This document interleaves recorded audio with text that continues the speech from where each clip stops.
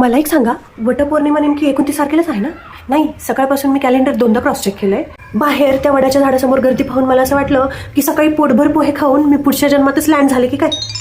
वडाच्या झाडाला फेऱ्या मारायला चक्क बुकिंग आणि वेटिंग आहे बाहेर. तिथे पूजा कमी आणि डायरेक्टरचे रिटेक्स जास्त चालू आहेत. तो कॅमेरामॅन मागून ओरडतोय, वहिनी अहो जरा स्लो मोशन मध्ये चाला, अहो दादा कॅमेरा चालू आहे, थोडी स्माइल द्या. वहिनी जेव्हा तुम्ही झाडाला दोरा घेऊन फेऱ्या माराल त्यावेळेस स्लो मोशन मध्ये चाला आणि शेवटचे 2 फेरे तुम्ही सोबत मारा आणि एकमेकांकडे प्रेमाने बघा, ओके? आणि फेऱ्या मारताना 7 जन्म मला हाच नवरा हवा असे एक्सप्रेशन्स राहू द्या चेहऱ्यावर.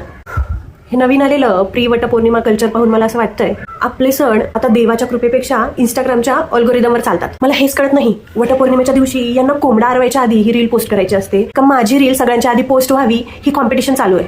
तिथे 7 फेऱ्यांचे 17 टेक चालू आहेत. बिचारा वेड्याचं झाड चक्रावून म्हणत असेल बाईचं गणित कच्चं आहे की बाईच्या फेऱ्या संपन्नच झाल्यात. मला तर एका गोष्टीची भयंकर भीती वाटते, रील वेळेवर पोस्ट करण्याच्या घाईत या अतिउत्साह कपलनी पुढच्या वर्षाच्या सणाची रील आजच शूट करून नाही ठेवली म्हणजे झालं. असो मंडळी, वटपौर्णिमा ही 29 तारखेलाच आहे आणि या अशा रील्स पाहून स्वतःच्या कॅलेंडरवर संशय घेऊ नका आणि रील्सच्या नादात आधी शांतपणे नाश्ता करायला विसरू नका.